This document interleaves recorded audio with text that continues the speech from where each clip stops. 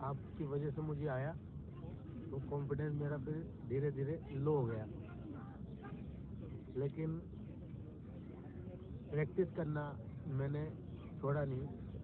मैं उस समय भी प्रैक्टिस करता था और आज भी मैं प्रैक्टिस करता हूँ। संयोग से इत्तेफाक से मुझे रजत जी से और भाई से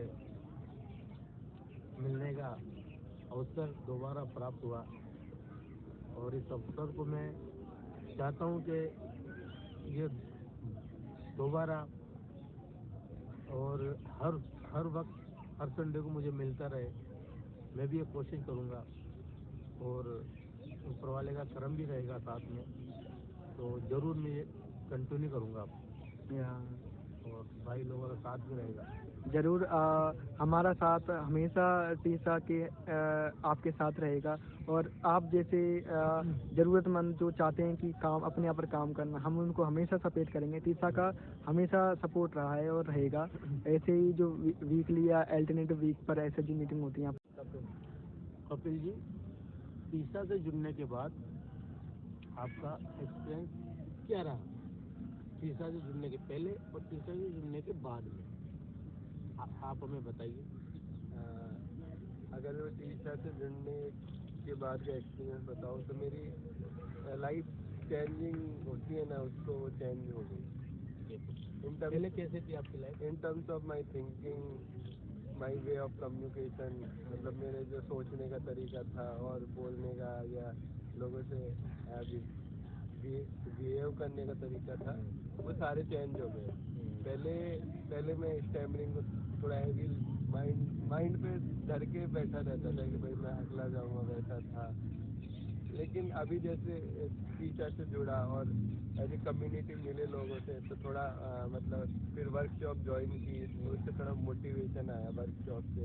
फिर मैंने स्टैमरिंग में इतना वो नहीं लिया, क्योंकि स्टैमरिंग एक कम्युनिकेशन का पार्ट है। लाइफ में और भी चीज़ें अच्छी है कि जिससे अपन मोटिवेटेड रह सकते हैं। ठीक है, तो मैंने फिर मैं टीचर जुड़ने के बाद और वर्कशॉप होने के बाद में मैंने इसको स्टैमरिंग को इतना सीरियस नहीं लिया, और सीरियस नहीं लेने पे मैं थोड़ा ओवरकम हुई मेरी स्टैमरिंग, तो ये थोड़ा मेरे लिए बेनिफिशियल है। और फिर वो उस चीज़ को बनाए रखने के लिए SHG एक वेरी इंपॉर्टेंट है कि आप महीने में एटलीस्ट 2 SHG तो करो, तो जिससे आप नेटवर्किंग बनती है, पब्लिक स्पीकिंग करने का मौका मिलता है, तो वो एक फ़र्क पड़ा है। बाकी टीचर जुड़ने से पहले तो ऐसे ही चल रही थी लाइफ, दुख दर्द भरी, बाकी ठीक है। अभी अच्छी है। वाह वाह, ग्रेट ग्रेट, तालियां तालियां जोरदार। आप लाइफ में अगर सपोज करो आपकी स्टैमिंग ओवरकम हो जाती है 100%, 101% ओवरकम हो जाती है, तो आप लाइफ में आगे क्या करना चाहेंगे? जैसा कि राहुल जी का क्वेश्चन है कि अभी मेरी लाइफ में स्टैमरिंग वैसे व्यावहारिक अर्थ में थोड़ा डिफिकल्ट है, बट सपोज करो मान लेते हैं एक चांस के लिए जो आप डीपली जो करना चाहते हो लाइफ में, वर्ल्ड में जो करना चाहते हो वो बताओ आप। ओके, तो यदि मेरी स्टैमरिंग ओवरकम हो जाती है तो मैं सबसे पहले जो मैं काम करना चाहूँगा वो मैं चेंज लाना चाहूँगा स्टैमरिंग की फील्ड में। जो मैंने इमोशनली रूप से जो मैंने झेला है या दर्द या पेन कह सकें जो मेरे को मिला है, मैं नहीं चाहता कि कोई भी यदि जेन्युइन बंदा है अपने हकलाने पर काम करना चाहता है और वो ये ना हो कि उसके पास रुपए ही नहीं थे या वो नहीं थे या फिर उसको नीड थी, बट कोई उसने यदि कभी कोई मेरे साथ मिला, यदि मैं काफ़ी बिजी भी हुआ और मेरे को लगेगा कि इस बंदे को ज़रूरी नीड है और यहाँ पर यदि मैंने इसकी हेल्प नहीं की तो ये टूट जाएगा। यानी कि जो मैं चाहता हूँ कि जब मैं उस डिफ़िकल्टी एज में था मैं उसको ना भूलूँ कि काश मेरी कोई हेल्प कर दे, काश कोई मेरी हेल्प कर दे, तो उस बंदे को या जो भी नीड होगी मैं उसको नीड देना चाहूँगा। तो मैं अपने स्टैमरिंग से मैं ओवरकम कर भी लूँ तो मैं ज़रूरतमंद, चाहे वो स्टैमरिंग फील्ड में हो, स्टैमरिंग में हो, मैं फर्स्ट प्रायोरिटी में उनको देना चाहूँगा। तो इसके लिए मेरा जो टाइम होगा मैं उनको डिवोट करना चाहूँगा। और मुझे चाहे वो कुछ भी बोलें मेरे बारे में कि ये इसमें ऐसा है, ये नेगेटिव चीज़ों पे इम्पेक्ट पड़ा है, बट मेरे को ये इंटरनल सेटिस्फेक्शन होगा कि मैंने अपना जो मैंने पेन सहा था मैंने उनको दिया, मैंने अपना 100% दिया। और मेरे को इंटरनल सेटिस्फेक्शन है कि मैं जो करना चाहता था मैंने वो चेंज लिया। Thank you so much. बढ़िया। मेरा आपको ये इम्प्रोम्प्टू टॉपिक देना चाहता हूँ कि सपोज करो, मान लो कि हम कोशिश करते हैं, हम चाहते हैं कि हम 100% क्योर हो जाएं स्टेमलिंग मेहनत करके। सपोज करो यदि हम स्टेमलिंग को क्योर ना कर पाए तो क्या आप इससे सहमत हैं कि माइंडसेट क्योर होना चाहिए स्टेमलिंग का? चाहे यदि स्टेमलिंग क्योर ना हो पाए तो भी आप क्या यदि किसी को हेल्प करना चाहें या आप किसी तो भी आप क्या निस्वार्थ भाव से आप क्या देना चाहेंगे लोगों को? देखिए रजत जी, स्टेमिंग ये कोई बीमारी तो है नहीं, ये सिर्फ एक हैबिट है और हैबिट को ठीक किया जा सकता है और आप हम भी इसको ठीक कर सकते हैं। जो कोई भी भाई, जो कोई भी बहन स्टेमिंग है, स्टेमिंग करता है, स्टेमर करता है, वो इसको 100% क्योर कर सकता है। बस उसको एक सही डायरेक्शन में जाने की ज़रूरत है और उसको प्रैक्टिस की ज़रूरत है। बस वो अपनी प्रैक्टिस ना छोड़े तो ये 101% क्योर हो जाएगी। दुनिया में बहुत से लोग हैं, इतने लोग हैं जो कई सेलिब्रिटी भी है जिन्होंने अपनी स्टमिंग को क्योर किया है और आज वो बड़े ओहदे पे बैठे हैं। तो जब वो कर सकते हैं तो हम भी कर सकते हैं। सिर्फ ये है फर्क इतना है उनमें और हमें कि वो उन्होंने इसको लगन से और मेहनत से ठान के किया है कि करना है तो उन्होंने कर लिया। हम अभी भी, हम लोग अभी भी इसको डीपली नहीं करते। मतलब अपनी जो एक बोलते हैं ना वो, क्या क्या बोलते हैं उसको, इच्छा शक्ति मजबूत नहीं है हमारी, विल पावर, दृढ़ता। दृढ़ता अभी भी अपनी स्ट्रोंग नहीं है। तो जब वो स्ट्रोंग हो जाएगी तो हम भी इसको ओवरकम कर लेंगे। और जब मेरी ओवरकम हो जाएगी, मेरी स्टेमिंग ओवरकम हो जाएगी तो मैं ज़्यादा से ज़्यादा मेरा कार्य, मेरी जो विचारधारा है वो यही है कि मैं जो स्टेमर है, जो लोग स्टेमर करते हैं उनको फ्री सेवा दूँ, फ्री सेवा। क्योंकि जो इस चीज़ को मैंने फेस किया है और जो सब लोग कर रहे हैं, इसकी पीड़ा जो जिसके साथ होती है वही इसको फील करता है, वो महसूस करता है। तो इसको मैंने फेस किया है तो मुझे पता है सामने वाला भी इसको वैसे ही फेस कर रहा होगा। तो ज़्यादा से ज़्यादा कोशिश यही रहेगी कि उसको फ्री सेवा दी जाए और उसको उस प्रॉब्लम से दूर की जाए।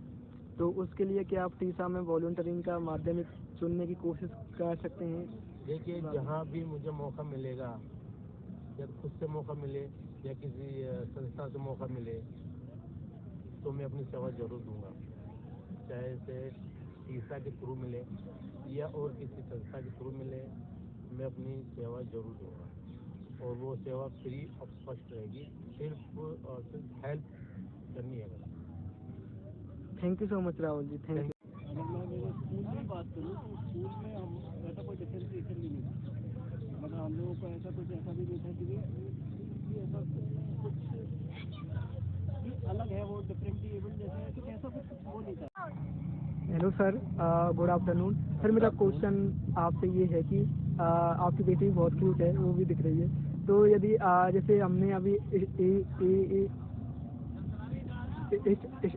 स्ट्रेंजर टॉक आपके सामने की, यदि हम ऐसे ही करते रहेंगे तो क्या इससे हकलाने वाले को काफ़ी फायदा होगा या इससे कोई इम्पेक्ट पड़ेगा सर? आप क्या सोचते हैं? जैसा आपने वैसे सवाल किया तो मैं ये बताना चाहूँगा कि सबसे पहले तो आपने ये जो मेरे को अप्रोच किया और इस चीज़ के लिए बताया, एज अ स्ट्रेंजर आप मेरे से पूछने आए ये सवाल, तो मुझे अच्छा लगा। मतलब ये तो इनफैक्ट पहला स्टेज ही था कि आपका कॉन्फिडेंस लेवल कितना हाई है। आप इतने कॉन्फिडेंटली आए मेरे सामने और आपने सवाल किया, तो ऐसा लगा ही नहीं मुझे कि आप में कोई कॉन्फिडेंस का लैकिंग था। मैं आपको यही संदेश दूंगा कि जो आप कर रहे हो ये अच्छी चीज़ है। आप ओपन में एक फोरम पे जाके आप अपने आप को एक्सपोज करके अपने आप के बारे में बता रहे हो और राय ले रहे हो, तो ये आपके कॉन्फिडेंस लेवल को बूस्ट करेगा फॉर श्योर। और एक सजेशन और है ये, हालांकि आप लोग करते ही होंगे, कि एक्सटेम्पर या फिर घर में शीशे के सामने आप लोग ये प्रैक्टिस करते होंगे, ये तो आप कंटिन्यू रखो। बाकी आप लोगों का जिस तरीके से आप ये एनजीओ और जो स्किल सेट्स आप डेवलप कर रहे हो अपने डेली एक्सरसाइज करके ये चीज़ें, तो मुझे लगता है कि कहीं ना कहीं आप में बहुत इम्प्रूवमेंट हो रहा है और आप फॉर श्योर औरों की भी हेल्प करेंगे और आपसे ज़्यादा लोग जुड़े इस माध्यम से, जैसा आपने मेरे को बताया इस चीज़ के लिए। तो मैं फॉर श्योर, मेरे नॉलेज में कोई लोग ऐसे आते हैं तो मैं फॉर श्योर उनको आप लोगों के बारे में जानकारी दूँगा। बहुत बहुत थैंक यू सो मच कि आपने इतना अच्छा फीडबैक दिया और आपने अपना मूल्यवान समय दिया। Thank you sir. तो हेलो दोस्तों, नमस्कार। मेरा नाम रजत धाकड़ है और बेसिकली मैं राजस्थान के भरतपुर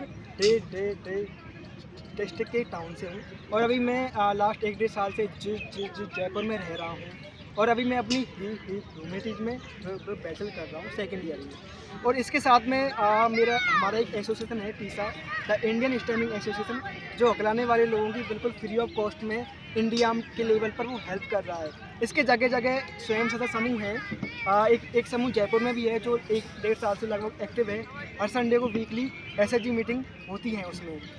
तो इससे बाद में मैं बात करना चाहूँगा कि एक हॉबीज़ की। तो पहले मैं अकेला रहता था, मैं क्योंकि मैं हकलाता था, मैं सोचता था कि यार मैं तो हकलाता हूँ तो मैं किसी से क्या बात करूँगा, किस मोहरे से बात करूँगा, क्योंकि लोग तो मेरे पर हंस जाएंगे या मेरे पर बैड कमेंट पास कर देंगे। तो मेरी कोई हॉबी थी नहीं, बट अभी बोलना, सीखना, सिखाना और ये चीज़ अच्छा लगता है, तो मैं इस पर मैं आना चाहूँगा। तो इसके ये तो मेरे बारे में था, एक शॉर्ट इंट्रोडक्शन रहा। इसके अलावा मैं ये आपसे बातें करना चाहूँगा कि हकलाने वालों की क्या ज़रूरत होती है, क्या उनकी रिक्वायरमेंट होती है। तो सबसे पहले मैं आपके सामने कुछ हकलाने वालों का एक शेयर करना चाहूँगा। सपोज करो यदि आप में से किसी ने हकलाने वाले को देखा, मेरे को या इनको, तो यदि ये कुछ बोल रहे हैं और ब्लॉग में चले गए, अब आपने क्या समझा हकलाने के बारे में कि यार एक बंदा कुछ बोलना चाह रहा है बट ये कुछ अटक गया है, शायद इसके मुंह में शब्द हैं, माइंड में शब्द हैं, बट ये बाहर नहीं आ पा रहे हैं, तो ये हकलाना हो गया। बट हमारे माइंड में क्या चल रहा है हकलाने के बारे में, हम जब छोटे से थे तो कुछ सोचते नहीं थे। 21 साल तक जो एक्सपीरियंस होते हैं, बैड एक्सपीरियंस, बुरे वाले एक्सपीरियंस, तो वहाँ पे हमें क्या होता है, मैं बोल रहा हूँ और मैं अपना इंट्रोडक्शन दे रहा हूँ या कुछ बोल रहा हूँ, मैं अटक गया। अब आपने मेरे ऊपर हंस दिया या सब कुछ, एक मेंबर ने ये यार बोलने आए, बोलना तो आता नहीं है यार, तुम रहने दो, तुम पे गुलाम नहीं आएगा। अब इससे क्या होगा, बैड कमेंट हो गए या कुछ मेरे ऊपर हंस दिया, तो मेरे माइंड में क्या मानसिकता बैठ गई, यार मैं तो कहीं पर भी नहीं बोलूँगा, लोग तो हंसते हैं मेरे बारे में, क्या ही सोचेंगे, तो मैं तो लोगों के सामने नहीं बोलूँगा, तो मैं बोलना ही छोड़ देता हूँ। तो ये मेंटली तौर पर जो मेरे पे इम्पैक्ट डाला हकलाने ने, वो बहुत गहरा अंदर ज़्यादा जाता है। जब ऐसे ज़्यादा टाइम तक होता जाता है, 1-2 साल तक, फिर वो अंदर इतना गहराई से बैठ जाता है, फिर हम बात ही नहीं कर पाते हैं। तो ये होता है हकलाना। तो इसके रिगार्डिंग ये हकलाना क्यों होता है, इसका सॉल्यूशन क्या है, भाई हमारे जो मित्र हैं मेरे साथ में, जो जिनको स्टैमरिंग है, वो आपके सामने अपनी बातें कुछ शेयर करना चाहते हैं। तो वेलकम कपिल जी का। हेलो एवरीवन, मेरा नाम कपिल मिश्रा है। भाई मेरे प्रोफेशन में कॉस्ट अकाउंटेंट और एक अभी एक एमएनसी में as a fund accountant work कर रहा हूँ, और मैं 2 साल से वो जयपुर में रह रहा हूँ। ठीक है, जो मेरी स्टैमरिंग है वो बचपन से ही है, लेकिन जैसे ट्राई कर रहा हूँ पब्लिक स्पीकिंग और जो अनजान लोगों से जो बात करने का जो फियर है वो कम करने का। तो जो ये स्टैमरिंग है, तो बचपन से ही मैंने फिर जब मैं स्कूलिंग ख़त्म हुई, कॉलेज में आया, थेरेपीज ली। तो थेरेपीज एक टाइम तक काम करती है जब तक थेरेपी कंटिन्यू होती है, लेकिन थेरेपी के 5-6 महीने बाद वो मैं पहले के जोन में आ गया था। फिर बाद में वही है कि थेरेपी तो हो जाती है, बट आपको प्रैक्टिस कंटिन्यू रखनी पड़ती है। तो प्रैक्टिस करने के लिए जो एक संगठन है, जो हकलाने वाले लोगों का एक एनजीओ है, द इंडियन स्टैमरिंग एसोसिएशन, ये ओवरऑल इंडिया में है, जयपुर में भी है, तो जयपुर में भी है, अलग अलग सिटीज़ में है इंडिया की। तो इसमें क्या है, वीकली मीटिंग्स होती है फिजिकली, जो पार्क में, मेट्रो में या पब्लिक स्टेज में, वहाँ पे जाके हम प्रैक्टिस करते हैं। जैसे आप लोगों का अप्रोच किया, आपने सुना, आप काफ़ी अच्छे लोग हो जो आपने हमको वेलकम किया, थैंक यू। सो ये चीज़ मैं इसलिए भी बता रहा हूँ कि आपके कोई ऑफिस में हो या कोई नियर देयर हो, तो आप उनको बता सकते हो कि द इंडियन स्टैमरिंग एसोसिएशन है, वो वहाँ पे जुड़ के अपनी स्टैमरिंग को थोड़ा ओवरकम कर सकते हैं, कॉन्फिडेंस गेन कर सकते हैं। आपका सवाल क्या था कि मेरा एक छोटा सवाल था कि हकलाने के लिए जो हकलाते हैं वो क्या कर सकते हैं, वो आपने उनका जवाब दे दिया। हाँ। और ये क्यों होता है, आप ये थोड़ा सा 2 लाइन बता। हाँ, हकलाना 2-3 रीज़न होते हैं। एक तो रीज़न होता है कि जो कुछ पहले का है कि भाई मेरे मामा जी के भी थी, और उसको क्या बोलते हैं, जेनेटिक रीज़न होता है एक तो। दूसरा रीज़न होता है कि कुछ उसके बचपन में कुछ ऐसा कुछ हादसा हुआ हो कि वो बोलना ही, मतलब उसके मन में डर बैठ गया, चाहे से उसकी ज़्यादा पिटाई हो गई होगी या कुछ ऐसा उसके साथ कुछ इमोशनली एक्सीडेंट हो गया होगा। और दूसरा जो रीज़न जो थर्ड जो रीज़न है वो ये होता है कि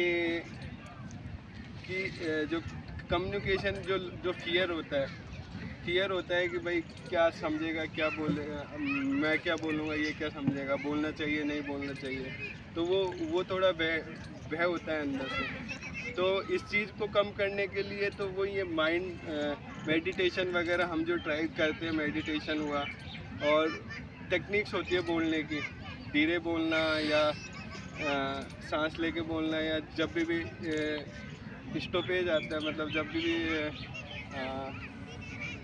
भी हकलाहट आती है तो उसे रुक के फिर आराम से बोलना, तो ये सारी चीज़ें टेक्निक्स होती है। तो ये है कि अपन ओवरकम कर सकते हैं। सबसे पहले तो आप सभी अपने लिए तालियां बजाएं, क्योंकि थैंक यू। क्योंकि आपने इतने पेशेंसफुल लोगों से पेशेंस के साथ हमारी बातों को सुना। उसके लिए मैं आपके जो बॉस हैं या लीडर हैं उनको भी बहुत धन्यवाद देना चाहूँगा। एक और चीज़, उनके लिए तालियां। एक और चीज़ जो मैं आपसे निवेदन करना चाहूँगा कि सपोज करो यदि ये होता है हकलाना साइकोलॉजिकल रीजन बन जाता है, क्योंकि वो कमेंट या वो हो जाते हैं साइकोलॉजिकल रीजन में, और इसका सोल्यूशन है अपने फियर। अच्छा, हकलाना काफ़ी ठीक हो गया। यानी कि जो अपनी हॉबीज हैं, जो अच्छा लगता है उन पर बोलने में बहुत हकलाता था, लेकिन जैसे वो गाना स्टार्ट करता था तो हकलाता नहीं था। जैसे वो हमेशा प्रोफेशनली गाना गाने लगा, उसका ठीक हो गया, तो उसको कॉन्फिडेंस आता है। मेरे हिसाब से देखने से यही लगा ना कि जो हकलाता है उसको कॉन्फिडेंस की कमी होती है बोलने में, और बस यही। तो आप एक लाइन, हाँ अब बोलिए। जो अभी कर रहे हैं वही सबसे बेस्ट तरीका है, यानी कि ज़्यादा लोगों से बात करिए, लोगों से इंटरेक्शन कीजिएगा, कॉन्फिडेंस बढ़ेगा आपका।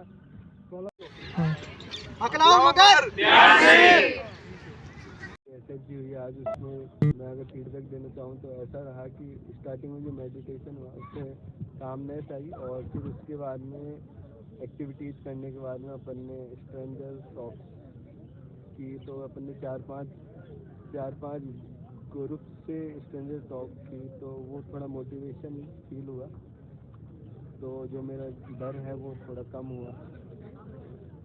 और आज आपने टेक्निक यूज करने या कैसा, आपने किस प्रकार वो की कोशिश? मैंने ट्राई किया था टेक्निक यूज करने का, और बट कई जगह मैं भूल गया था, बट ट्राई करता रहूँ टेक्निक। तो आप नेक्स्ट टाइम से ट्राई करने की कोशिश करेंगे। Thank you so much. और नेक्स्ट पर राहुल जी के पास चलते हैं, इनका एक्सपीरियंस जानते हैं कि आज की एसएचजी मीटिंग ज्वाइन करके इनको कैसा लगा, क्या सीखा। आज की एसएचजी मीटिंग में मैंने जो सबसे पहले रजत जी ने मेडिटेशन करवाया, उससे काफ़ी रिलैक्स और कामफुल रहा। और जो आज पब्लिक मीटिंग की है, लोगों से बात की है, उससे ज़्यादा नहीं करूँगा लेकिन थोड़ा बहुत तो कॉन्फिडेंस मुझे मिला है। और थोड़ा सा गिला शिकवा रहेगा, मतलब थोड़ी शिकायत रहेगी कि मैंने अभी कुछ देर पहले एक अपॉर्चुनिटी खो दी है वो उसका रहेगा, लेकिन कोई ना, नेक्स्ट टाइम अब कोई अपॉर्चुनिटी नहीं खोएंगे, और आगे से बिल्कुल जैसा रजित जी कहेंगे वैसा ही करेंगे। नहीं, काफ़ी अच्छा है। अपॉर्चुनिटी तो आती मैं राहुल जी, ये बात अपॉर्चुनिटी तो आती जाती रहती है कोई बात नहीं, नेक्स्ट टाइम कर लेंगे। मेरा नाम रजत है और आज की एस जी को होस्ट करके या कोऑर्डिनेट करके मतलब मैंने काफ़ी चीज़ सीखी। पहले आना लेट भी आए तो यदि भागना ही पड़े तो भागना है, टाइम पर पहुंचना है पर तो टाइम पर पहुंचने की बिल्कुल कोशिश करनी है। अपन की तरफ से ये नहीं होना चाहिए कि मैंने कोशिश नहीं की, बल्कि अपन ये होना चाहिए मैंने कोशिश की। थोड़ा सा 5-10 मिनट ले दो, कोई दिक्कत नहीं। आज मैंने टेक्निक्स का, बाउंसिंग का, अभी एक गोर प्रैक्टिस भी उसमें काफ़ी अच्छा यूज़ लिया। पोजिंग भी मैंने कोशिश की। हो सकता है कि मैं कहीं पर मैं यूज़ ना ले पाया हूँ या कौन सी मैं भूल गया हूँ, बट मैंने कोशिश की। आगे मैं इसको और कोशिश करूँगा कि उन 2 घंटे के दौरान या माइंडफुली अपन टेक्निक का यूज़ लें। बाकी मेडिटेशन से आप शांत रहे, मीटिंग को एजेंडे का कंप्लीट हुआ, फॉलो किया और मज़ेदार कुछ फन के साथ, कुछ थोड़े थोड़े फन के साथ मीटिंग यहाँ पर एंड होती है। तो काफ़ी कुछ सीखा। नेक्स्ट मीटिंग में हम कुछ वो रहता ही है कि कुछ चीज़ें होती हैं जिनका ध्यान रखना चाहिए, अपन उनको ध्यान रखेंगे। तो thank you so much, bye.